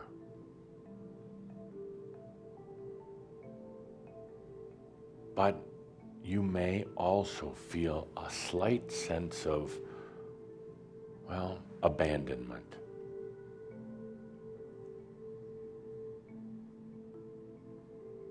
Why did they leave?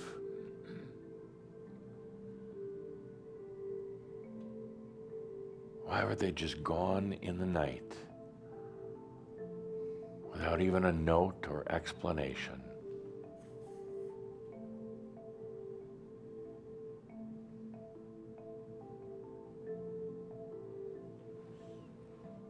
let's not linger here too long. It's time to walk on, my friends. It's time to walk on. We enter into our next room, a most interesting room indeed. Because here, in this room, are all of your human past lives.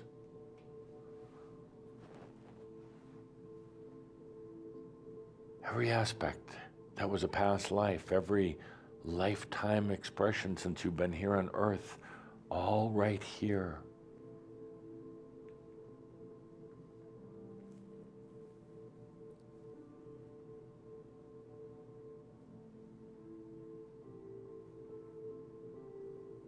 Are there faces, or is it all just a big muddle?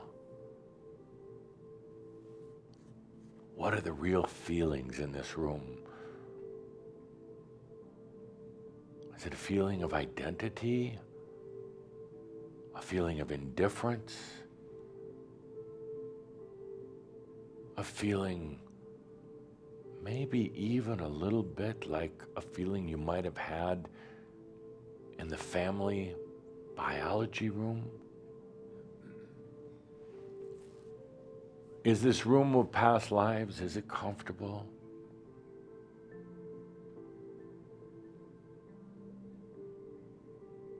Do you see faces?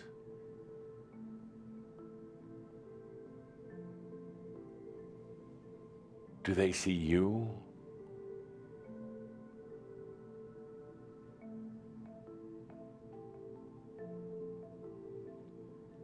Is it a place you want to stay?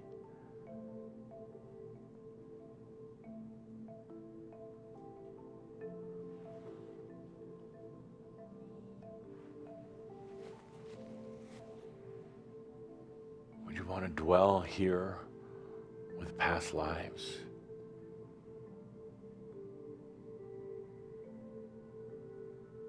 Is there clarity, or is it kind of dense and confusing? I'll give you a little clue. It can be all and.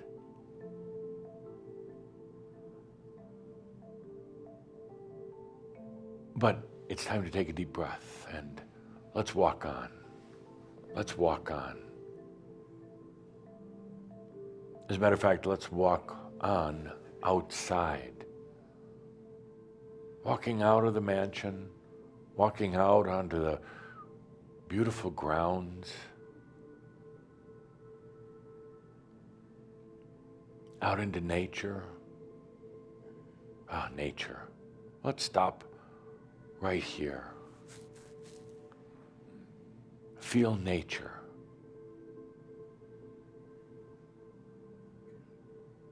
I found in my work with Shambhala that nature is actually the most precious thing to Shambhala, to the human.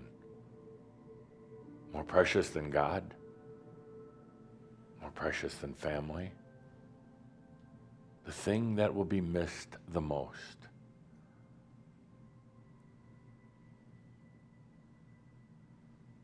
Feel around in nature. What does it feel like?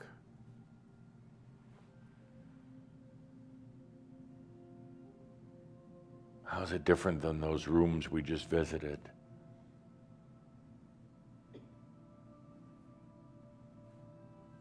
Feel the energy difference out here in nature. The sky, the trees, the ground, beautiful animals. How is it different than the rooms in the house?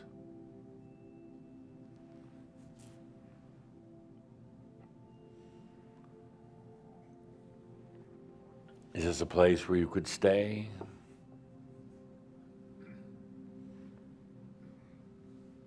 Well, it doesn't matter. We've got to walk on, my friends. We've got to walk on. There's more places to visit.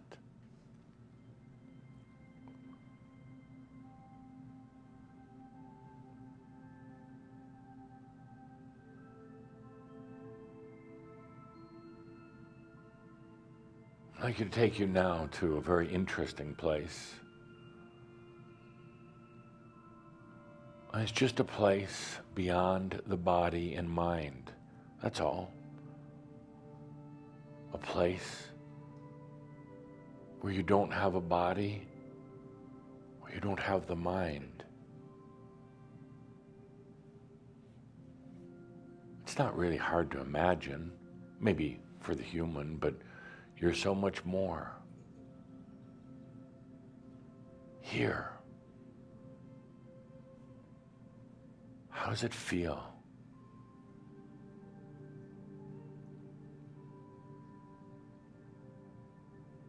Is it clear or is it confusing?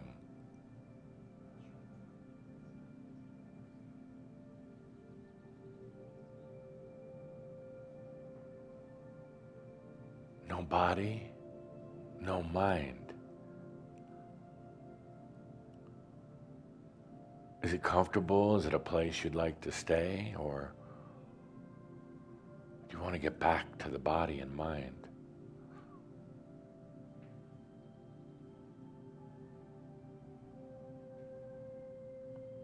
It doesn't matter. It's time to walk on into the next. It's time to walk on to God. God. How does it feel?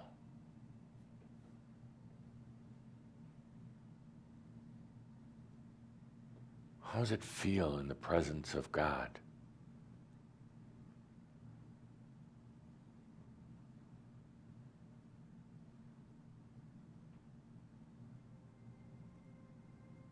Is there clarity? Is it any different than that room with your biological family or that room with your lovers or friends? How is it different, if at all?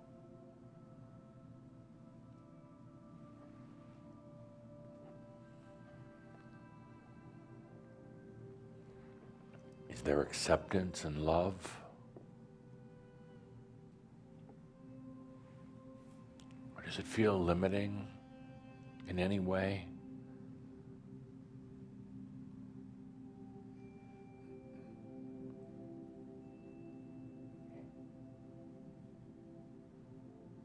Feel into this thing that you have called God.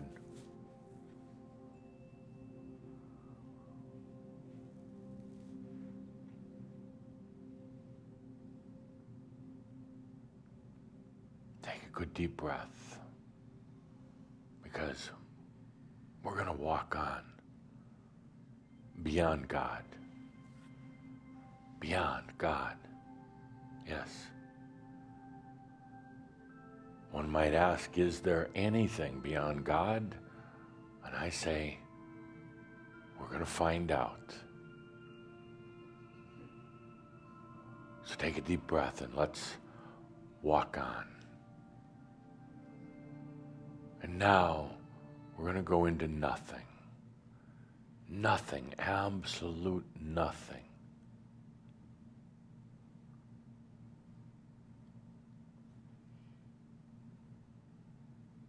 There's no body, there's no mind, there's no family, there's no spirit guides, no lovers, no past lives, no nature, nothing.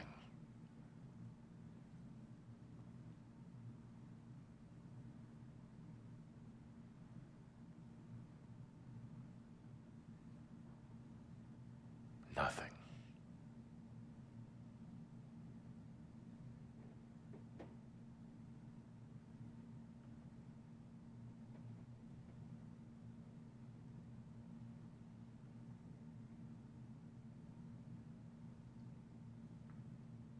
How does this feel?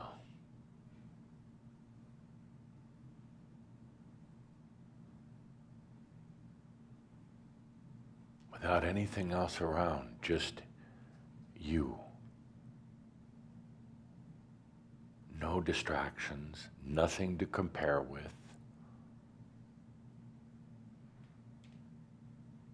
No history and no future.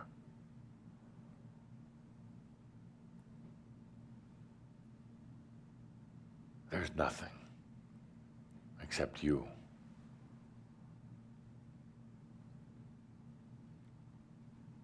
There are no failures in here and no successes.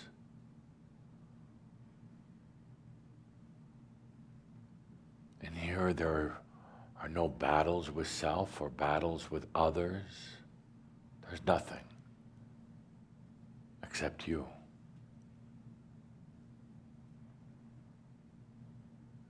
No body to contend with, no power,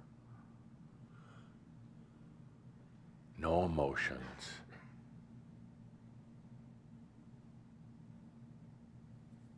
Just you. There's no death in here. There's no pain in here. There's no goals, no plans, no battles, nothing.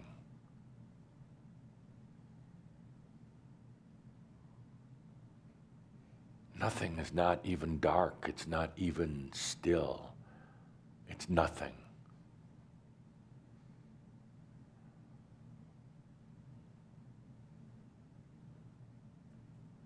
It's the I am. I exist.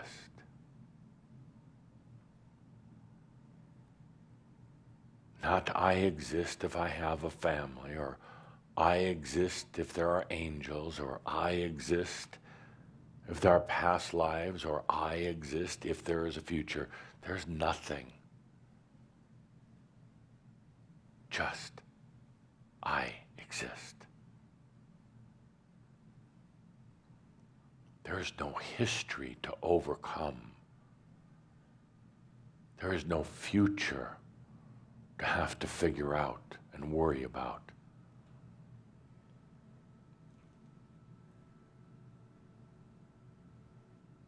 There is just the I exist. I am. There's no power in here. There's no hunger of the body or the mind or the soul in here. Just I exist.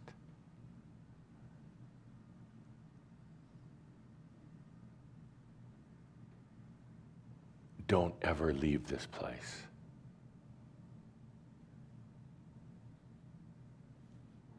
Don't ever stop being here, ever.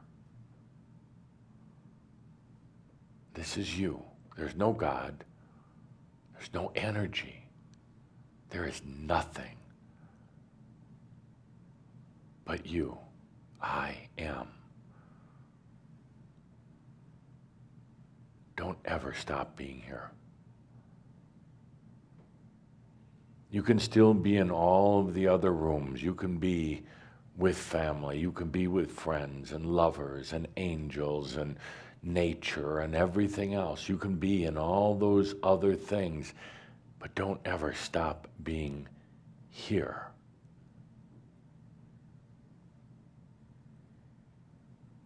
Don't ever stop being with yourself. I am. Everything else is just an act of consciousness. This is the consciousness. Everything else is an expression and an experience, but this is consciousness. It doesn't need anything. Not food, not money, not power, not people, not gods, not angels, nothing.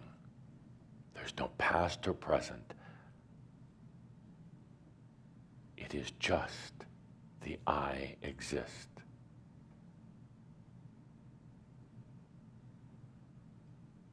Be here always and be wherever else you choose to. But be here always.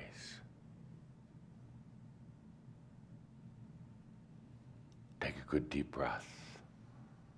And in that breath now, from this place of I exist now, expand the consciousness, the awareness, the life into your mansion.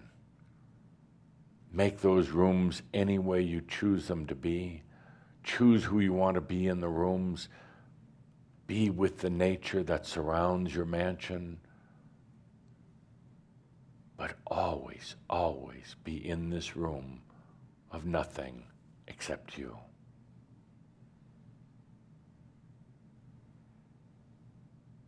Take a good deep breath, my dear friends, as we walk on into the powerless life, into new dimensions, into new experiences, but back into you, back into the I exist. Take a good deep breath. My dear Linda will slowly, slowly do some breathing with you as I take this precious moment to go back to my I exist, to go back to my I am. Just a quick reminder that you'll all be receiving your free complimentary I amers coming to you soon. Make good use of them, but never for power. And with that, my dear friends, as you already know, all is well in all of creation and in nothing. Thank you. My pleasure. Thanks. And so it is.